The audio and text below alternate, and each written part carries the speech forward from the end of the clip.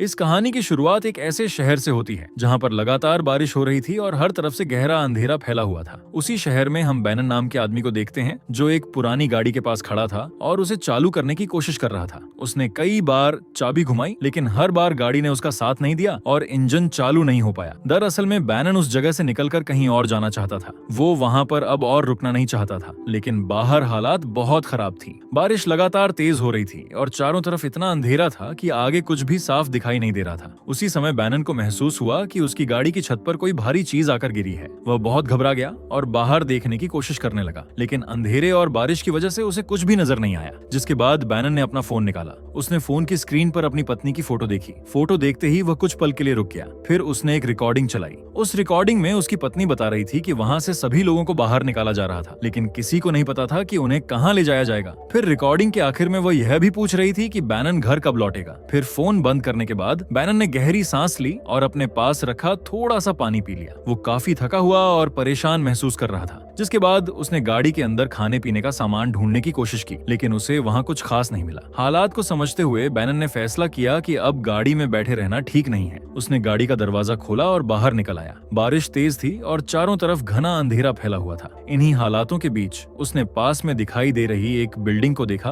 और उसी दिशा में धीरे धीरे चल पड़ा। बिल्डिंग लगभग खाली लग रही थी। आगे बढ़ते हुए उसे एक ऐसा घर मिला जो बाहर से देखने में थोड़ा सुरक्षित लग रहा था, इसलिए वो उसके अंदर चला गया। अंदर जाते ही उसे अजीब सी खामोशी महसूस हुई। चारों तरफ सन्नाटा था, लेकिन उसी सन्नाटे के बीच कुछ रहस्यमय आवाजें सुनाई देने लगी। उन आवाजों का पता लगाने के लिए बैनन सावधानी से सीढ़ियां चढ़ने लगा। तभी दूर उसे एक बहुत ही विशाल आकृति दिखाई दी। वह आकृति किसी नेफिलिम जैसी लग रही थी। उस जीव की मौजूदगी बहुत डरावनी और अजीब थी। ऐसा लग रहा था जैसे वह तभी मौजूद रहता हो जब कोई उसे देख रहा हो। इसके बाद बैनन धीरे धीरे आगे बढ़ा। घर के एक कमरे में पहुंचते ही उसकी नजर फर्श पर पड़े एक मरे हुए शरीर पर पड़ी। उसे देखकर साफ लग रहा था कि उस इंसान के साथ भी वही हुआ था जिससे बचने की कोशिश बैनन कर रहा था। फिर बैनन घुटनों के बल बैठकर उस आदमी के हाथों से दस्ताने उतारे और खुद पहन ली। उसे लगा कि इससे उसकी थोड़ी सुरक्षा हो सकती है। जिसके बाद उसकी नजर पास ही पड़े एक हथियार पर पड़ी। उसने उसे जल्दी से देखा और बिना देर किए अपने बैग में रख लिया। फिर बैनन ने अपने बैग से रेडियो निकाला और किसी से संपर्क करने की कोशिश की,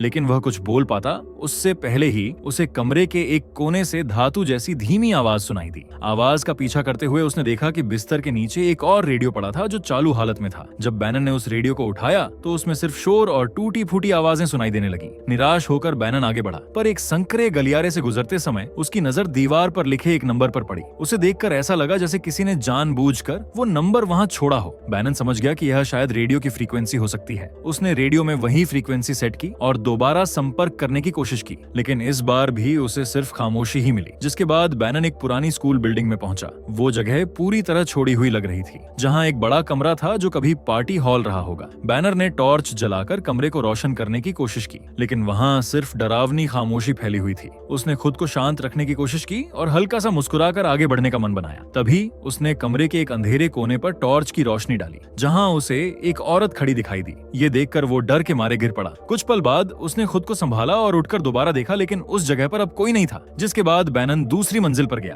तभी अचानक उसके रेडियो से एक आवाज सुनाई दी। ये सुनते ही वह चौंक गया और तुरंत पूछा कि दूसरी तरफ कौन है। कुछ पल बाद सामने से एक भारी और साफ न सुनाई देने वाली आवाज आई। उस आवाज में उस आदमी ने अपना नाम डेमियन बताया। डेमियन ने बैनन से कुछ सवाल पूछे। उसके सवालों में साफ शक झलक रहा था, पर बैनर ने थकान के साथ जवाब दिया और बताया कि वह कई दिनों से, शायद हफ्तों से इस जगह में फंसा हुआ है। ये सुनकर डेमियन ने बताया कि दीवारों पर जो फ्रीक्वेंसी लिखी थी वो उसी ने छोड़ी थी। उसने यह भी बोला कि वह पास की ही एक बिल्डिंग में छिपा हुआ है, लेकिन बात करते करते अचानक रेडियो की आवाज बंद हो गई। फिर कुछ देर बाद डेयन फिर से उसी रेडियो फ्रीक्वेंसी पर आया। उसने बताया कि उसने अजीब आवाजें, चीखें और गोलियों की आवाज सुनी थी। इसी डर की वजह से वह रेडियो से संपर्क काटकर छिप गया था। जब बैनन ने उससे उसकी सही जगह पूछी तो रेडियो एक बार फिर बंद हो गया। निराश होकर बैनन वहीं बैठ गया। उसने अपना फोन निकाला और दोबारा अपनी पत्नी और बेटी की तस्वीरें और रिकॉर्डिंग देखने लगा। जब वह अपनी छोटी बेटी का वीडियो देख रहा था तभी उसकी नजर पास खड़े एक आदमी पर पड़ी। उसे देखकर बैनन को लगा कि वो आदमी उसका ही छोटा रूप है, लेकिन उसने खुद को संभाल लिया। जिसके बाद बैनन बाहर गया और बारिश का थोड़ा पानी इकट्ठा किया। उसने बोतल को सूंघकर सोचा कि यह पानी पीना सुरक्षित होगा या नहीं। तभी वही आदमी फिर दिखाई दिया और इशारे से बताया कि अगर भरोसा नहीं है तो पानी नहीं पीना चाहिए। बैनन जब जोखिम लेने वाला था तभी अचानक रेडियो फिर से चालू हो गया। रेडियो पर डेमियन की आवाज सुनाई दी। उसने बताया कि उसे कुछ नई और अजीब आवाजें सुनाई दी थीं, इसलिए उसे कॉल काटनी पड़ी थी। अब हालात थोड़े शांत थे और वो बैनन से मिलने आ रहा था। बैनर ने उसे बताया कि उसके पास एक गाड़ी है जिससे वे इस शहर से निकल सकते हैं, लेकिन उसका इंजन खराब है। इस पर डेमियन ने कहा कि पास में कुछ फैक्ट्रियां हैं जहां से शायद इंजन ठीक करने के लिए कोई काम की चीज मिल सकती है। बात करते करते बैनर ने कुछ अजीब आवाजें सुनी। वह सतर्क हो गया और खिड़की की तरफ बढ़ा। बाहर देखने पर उसे दूर एक लाल रोशनी दिखाई दी। उसी समय उसे किसी की मदद के लिए रोने की आवाज भी सुनाई दी। बैनन बिना देर किए बाहर निकल गया और उस जगह की जांच करने लगा जहां उसे गुलाबों से घिरी एक औरत की डरावनी मूर्ति दिखाई दी। पर जब बैनन ने पास जाकर एक फूल तोड़ने की कोशिश की तभी फिर से मदद की आवाज सुनाई दी। उस आवाज का पीछा करते हुए बैनन एक कमरे के अंदर चला गया। जैसे ही वह कमरे में पहुंचा उसे चारों तरफ से अजीब और डरावनी आवाजें सुनाई देने लगी। ये सुनकर डर के मारे उसने तुरंत अपनी बंदूक निकाल ली। तभी उसे एक बच्चे के रोने की आवाज सुनाई दी। वो बहुत संभल कर आगे बढ़ा। तभी उसके सामने एक अजीब और विकृत जीव दिखाई दिया। उसी पल बैनन को समझ आ गया कि वही जीव अलग अलग आवाजों की नकल कर रहा था। ये समझते ही बैनन ने उस पर गोली चलाने की कोशिश की, लेकिन तभी उसे पता चला कि बंदूक में गोलियां ही नहीं थीं। अब उसके पास वहां से भागने के अलावा कोई और रास्ता नहीं बचा। पर वह डरावना जीव भी उसके पीछे दौड़ पड़ा, लेकिन किसी तरह बैनन ने खुद को एक जगह छिपा लिया। फिर कुछ ही पल बाद उसने देखा कि वह जीव उसके बहुत पास से होकर गुजर गया। वह जीव एक साथ कई अलग अलग आवाजों में चीख रहा था। वे आवाजें इतनी डरावनी थीं कि बैनन पूरी तरह घबरा गया। जिसके बाद अचानक बैनन की आंख खुली। उसने खुद को एक जंगल में पाया। वो पेड़ों के बीच चलता रहा। तभी उसे एक सफेद भेड़िया दिखाई दिया। भेड़िया कुछ पल तक उसे घूरता रहा और फिर आगे चला गया। थोड़ी दूर पर उसे एक दाढ़ी वाला बूढ़ा आदमी दिखा जो इंसानी दांतों से जुड़ा कोई अजीब सा अनुष्ठान कर रहा था। तब अचानक बैनन के मुंह में तेज दर्द उठा। उसने थूक कर देखा तो उसका एक दांत गिर चुका था। उसी जगह से एक छोटा सा जीव बाहर निकलने लगा। ये देखकर बैनन डर के मारे सुन्न हो गया। तभी वह फिर से जाग गया। इस बार वह एक और अंधेरे जंगल में था और तेज तेज सांस ले रहा था। फिर उसने पास पड़ी लालटेन उठाई और रोशनी की। उसी रोशनी में उसने एक आदमी को उल्टा चलते हुए देखा। वह आदमी तेजी से उसके पास आया और बस इतना कहा कि उसे वह चीज वापस करनी थी। जिसके बाद बैनन फिर से जाग गया। अब उसे समझ आ गया कि यह सब एक बहुत ही डरावना सपना था। वो कुछ देर शांत बैठा रहा और खुद को संभालने की कोशिश करता रहा। फिर वह उसी खिड़की के पास गया और बाहर देखा जहां उसे आसमान में अब भी लाल रोशनियां चमकती हुई दिखाई दी। फिर उसने बारिश का जमा किया हुआ पानी पी लिया। जिसके बाद उसने आसपास और सामान ढूंढा। तब उसने तय कर लिया कि अब उसे यह जगह छोड़नी ही होगी। आगे बढ़ते हुए वह एक ग्रीन हाउस में पहुंचा। वहां उसने पहले मिले खाने के डिब्बे को खोलने की कोशिश की। तभी रेडियो पर डेमियन ने फिर से संपर्क किया। बैनर ने पूछा कि क्या वह पास में है। डेमियन ने बताया कि कुछ अजीब और खतरनाक घटनाओं की वजह से उसे अपनी जगह बदलनी पड़ी थी, इसलिए अभी वह उसे काफी दूर है। जिसके बाद बैनर ने उसे उस अजीब जीव के बारे में बताया। डेमियन ने चेतावनी दी कि ऐसे जीवों पर कभी भरोसा नहीं करना चाहिए क्योंकि वे इंसानी आवाजों की पूरी तरह नकल कर सकते हैं। बातों बातों में बैनर ने यह भी बताया कि उसके पास एक बंदूक है लेकिन वह काम नहीं कर रही है। तब डेमियन ने उसे रेडियो पर ही बंदूक चलाने का तरीका समझाना शुरू किया। बात करते समय अचानक बैनर ने एक बहुत भयानक आवाज सुनी। डेमियन ने भी वही आवाज सुनी और बताया कि यह नेफिलिम की आवाज है। फिर थोड़ी ही देर में ऊपर से 2 लड़ाकू जहाज गुजर गए। आसमान में और भी लाल रोशनियां दिखाई देने लगी।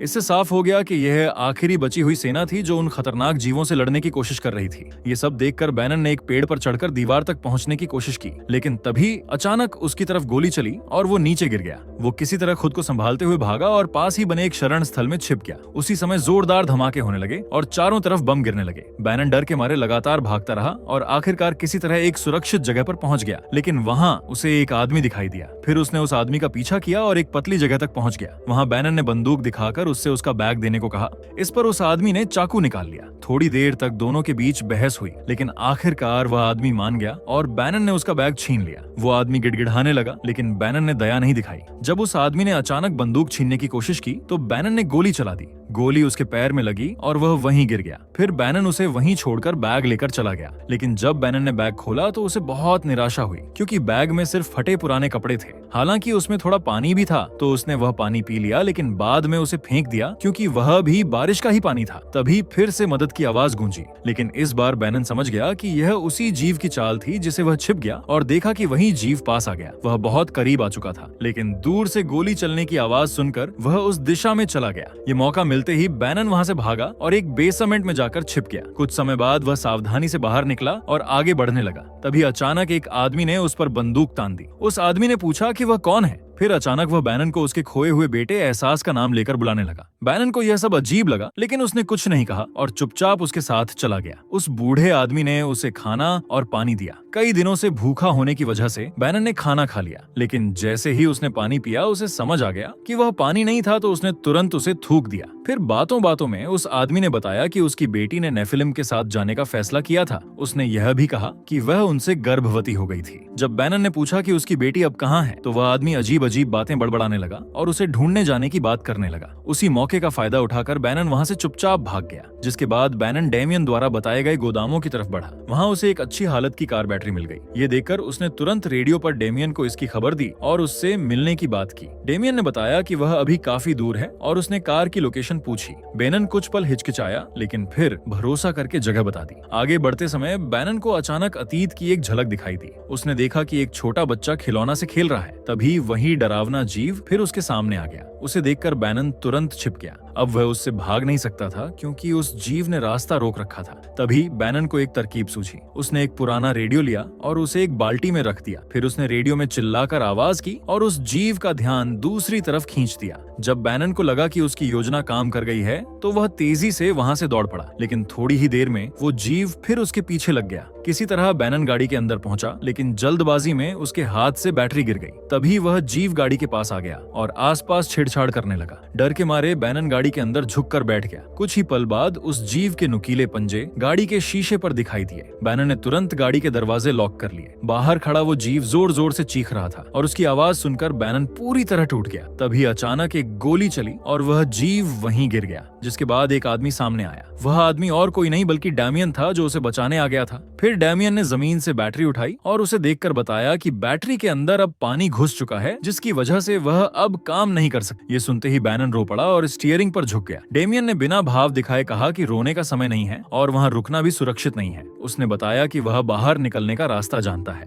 ये कहकर दोनों एक पतली गली से होते हुए एक सुरंग के मुहाने तक पहुंचे। वहाँ डेमियन ने सुझाव दिया कि अगर वे अलग अलग हो जाएं, तो बचने की संभावना ज्यादा होगी। बैनन पहले हिचकिचाया, लेकिन फिर मान गया। फिर बैनन ने टॉर्च जलाई और सुरंग के अंदर चलने लगा। कुछ ही देर में टॉर्च की रोशनी कमजोर पड़ने लगी। डर के माहौल में उसे जीवों की आवाजें सुनाई देने लगी। अंधेरे में भटकते हुए उसने टॉर्च वहीं छोड़ दी और आगे बढ़ता रहा। कुछ समय बाद उसे सुरंग का बाहर का रास्ता दिखाई दिया। आजादी की हल्की सी राहत महसूस करते हुए वो जंगल की तरफ दौड़ा, लेकिन जैसे ही अंधेरा गहराया, उसने देखा कि जंगल में कई लालटेन जल रही थी, जिसे वह छिप गया और देखा कि सेना के लोग उन जीवों से लड़ रहे थे। एक सैनिक उसके बहुत पास से गुजरा, लेकिन बैनन ने खुद को मरा हुआ दिखाया और जैसे ही मौका मिला वहां से चुपचाप भाग गया। थोड़ी दूर जाकर वो एक पेड़ के पास बैठ गया और आराम करने लगा। कुछ देर बाद उसे महसूस हुआ कि गोलियों की आवाजें अब बंद हो चुकी थीं। तभी अचानक उसे मदद की एक चीख सुनाई दी। इस बार उसने आवाज की जांच करने का फैसला किया। वहां जाकर उसने देखा कि डेमियन था, जिसने उसे चुप रहने का इशारा किया। फिर अगले दिन दोनों जंगल में आगे बढ़े। चलते चलते डेमियन ने कहा कि अब उन्हें शिकार करना होगा। वो कुछ देर के लिए झाड़ियों के बीच चला गया। उसी दौरान बैनन को पानी से भरा एक गड्ढा मिला। उसने थोड़ा पानी पिया, लेकिन उसका स्वाद बहुत खराब था, इसलिए उसने तुरंत थूक दिया। गुस्से और निराशा में वह जोर से चिल्लाने लगा, जिसके बाद दोनों बिना किसी तय दिशा के चलते रहे।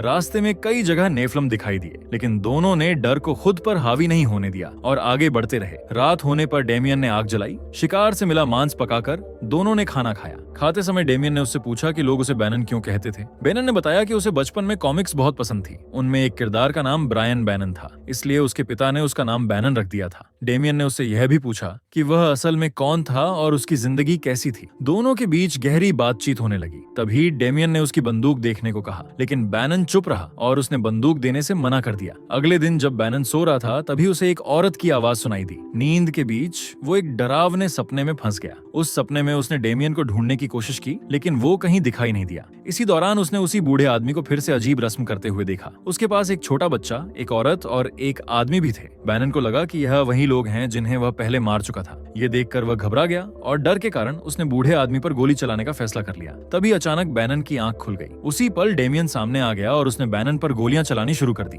बैनन पेड़ों के पीछे छिपते हुए जवाबी फायर करता रहा। वो जान बचाकर इधर उधर भागता रहा, लेकिन कुछ देर बाद डेयन उसकी नजरों से ओझल हो गया। कुछ समय बाद बैनन ने डेमियन को जमीन पर रेंगते हुए देखा। तभी डेमियन ने उस पर झपट्टा मारा, उसका दांत खींच लिया और उसका गला दबाने लगा। उस पल बैनन को उसका चेहरा साफ दिखाई दिया और उसे वही आदमी याद आ गया जिसे वह पहले भी देख चुका था। किसी तरह बैनन ने खुद को छुड़ाया और बंदूक बंदूक तक पहुंच गया, लेकिन जैसे ही वह पलटा, डेमियन पहले से ही उस पर निशाना लगाए खड़ा था और अगले ही पल डेमियन ने गोली चला दी। जिसके बाद डेमियन ने बैनन का बैग उठा लिया और उसे दर्द में तड़पता हुआ देखता रहा। उसने बैनन के सामने पानी की बोतल से पानी पिया और अपने कारण बताने लगा। उसने कहा कि बैनन इस दुनिया का हिस्सा नहीं था और वह उसे एक परजीवी मानता था। बैनन ने दर्द के बीच उससे पूछा कि वह असल में कौन है। इस पर डेमियन ने बस इतना कहा कि वह एक सर्वाइवर है। बैनन बार बार सवाल करता रहा, लेकिन उसे कोई साफ जवाब नहीं मिला। जैसे उसने बाकी लोगों के साथ किया था, वैसे ही डेमियन बैनन को मरने के लिए वहीं छोड़कर चला गया। थोड़ी देर बाद डामियन के फोन की घंटी बजी। उसने कॉल उठाया तो दूसरी तरफ से एक औरत की आवाज आई जो उसे प्यार से बुला रही थी। ये आवाज सुनकर डेमियन हल्का सा मुस्कुराया। तब उसे समझ आया कि वह असल में एक मॉन्स्टर था। वह वही मॉन्स्टर था जो इंसानों की आवाजों की नकल करता था और इंसानों को मारकर धीरे धीरे उनके जैसा बन गया था। बैनन को मारने के बाद उसकी सारी यादें भी उसी में समा गई थीं। इसी वजह से वह खुद को बैनन समझने लगा था और इसी के साथ बैनन के दर्दनाक अंत के साथ यह कहानी यहीं पर खत्म होती है।